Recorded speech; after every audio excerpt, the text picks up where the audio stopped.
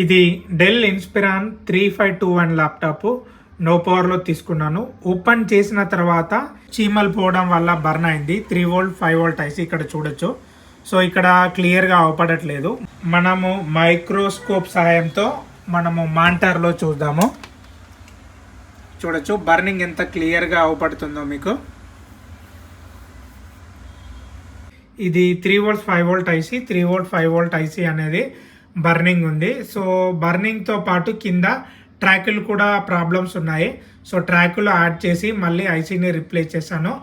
ఐసీని replace చేయడంతో పాటు ఇక్కడ 2 మాస్ఫెట్లు కూడా లీకేజ్ ఉన్నాయి. 2 మాస్ఫెట్లను నేను రీప్లేస్ చేశాను. రీప్లేస్ చేసిన తర్వాత ఇక్కడ కెపాసిటర్ ఉంది కదా, ఈ కెపాసిటర్ కూడా లీకేజ్ ఉంది. ఈ కెపాసిటర్ని కూడా రీప్లేస్ చేశాను. రీప్లేస్ చేసిన తర్వాత ల్యాప్టాప్ అయితే ఓకే అయింది.